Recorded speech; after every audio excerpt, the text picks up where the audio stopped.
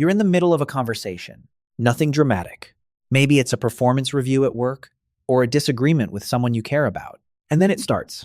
Your throat tightens. Your eyes start to sting. And somewhere in your head, a voice is screaming, "Not now, not here, please, not in front of these people." But it doesn't listen. The tears come anyway. And in that moment, the embarrassment hits harder than whatever you were even upset about. If that sounds familiar, this video is for you. Because here's what nobody ever told you. The fact that you cry easily isn't a character flaw. It's not immaturity, and it is definitely not weakness. Neuroscience actually has a very different explanation for what's happening inside your brain. And once you understand it, the shame starts to lose its grip. Let's start with something most people never think about. Humans are the only species confirmed to cry because of emotion. Scientists call it emotional tearing. Every other animal, dogs, elephants, even primates, produces tears to keep their eyes moist or clear out irritants. But crying because you feel something? That appears to be uniquely human. And here's why that matters. Nature doesn't keep things around by accident. Everything that survived millions of years of evolution had to earn its place. Your thumbs help you grip. Your sweat glands keep you from overheating. So, if crying easily were genuinely a weakness, if it made our ancestors slower, more vulnerable, less likely to survive, that trait would have disappeared a long time ago. It didn't. It's still here, which means it was never the liability you were told it was. Now, to really understand why you cry the way you do, you need to know something about tears themselves. Back in the 1980s, a biochemist named Dr. William Frey did something unusual. He collected human tears, put them under a microscope, and analyzed what was actually inside. What he found changed how researchers think about crying. He identified 3 types of tears. First, basal tears, the thin layer always coating your eyes. Just maintenance. Like motor oil. You don't notice them. Second, reflex tears, the ones that show up when dust gets in your eyes or you're cutting onions. They're a flushing mechanism. Purely physical. But the third type is where it gets interesting. Emotional tears, also called psychic tears. Frey found that emotional tears have a completely different chemical composition from the other 2. They contain significantly higher levels of protein, and they carry stress-related compounds, including substances associated with elevated cortisol activity in the body. Here's the important nuance, though. Crying doesn't flush cortisol out of your body like draining a tank. That's an oversimplification. What the science actually shows is something more sophisticated. Crying appears to activate the parasympathetic nervous system, the part of your brain that signals the danger has passed. You can stand down now. Think of it like a pressure valve. Not detox, a reset. And that reset is powerful. Your autonomic nervous system runs in 2 modes. The sympathetic system, fight or flight. Heart rate up, muscles tense, body on high alert. And the parasympathetic system, rest and recover. Heart rate slows, body repairs, mind clears. When you're under stress, your sympathetic system takes over. That's normal. The problem is when it stays on. Always tense. Always braced for something. Even when the actual threat is long gone. Crying, real emotional crying, is one of the fastest ways your body has to switch modes. Research shows it first spikes the sympathetic system. Emotions surge. And then almost immediately after, the parasympathetic system activates strongly. That's why, after a full breakdown, the ugly kind, where you can't catch your breath, you feel completely wiped out, but also somehow lighter, clearer, like the air after a thunderstorm. People who suppress tears don't skip that stress. Their bodies still produce the same internal response. They just never get the reset. Over time, that has real costs. Tension that lives in the neck and shoulders, stomach problems, a shorter fuse, a kind of emotional numbness that creeps in slowly. But here's where it gets even more interesting.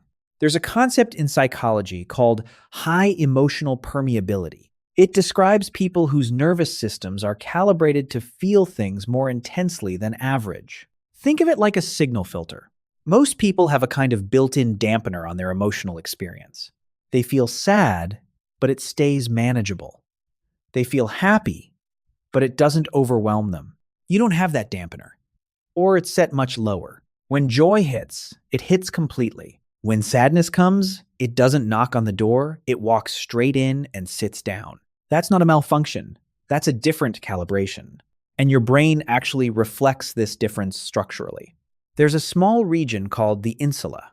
You can think of it as your brain's internal Wi-Fi. It connects what you observe on the outside to what you feel on the inside. In people who cry easily, this connection tends to be stronger and faster than average.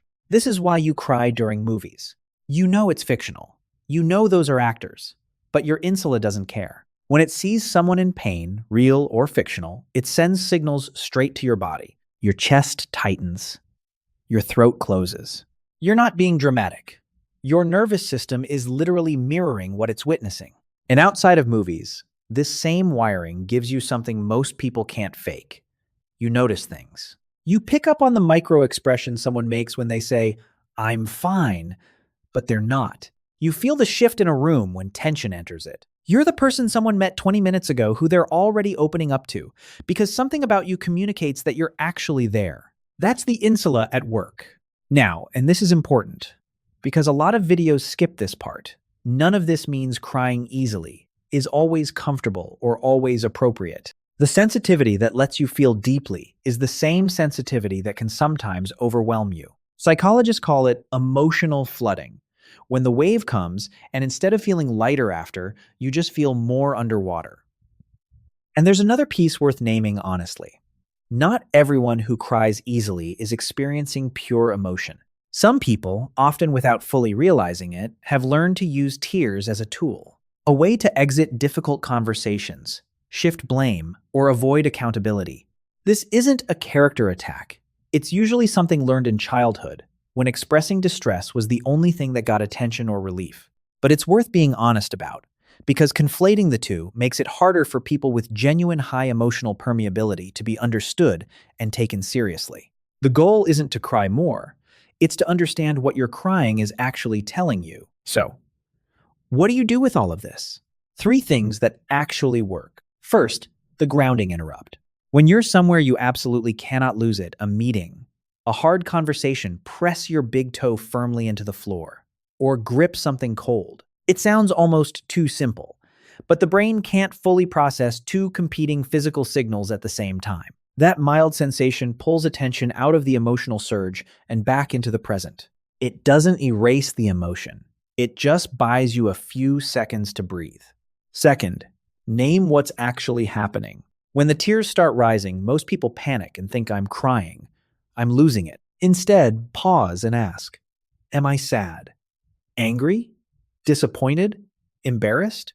Research in affect labeling, naming your emotional state, consistently shows that the act of identifying an emotion reduces its intensity. You move from being inside the wave to standing slightly outside it, watching it.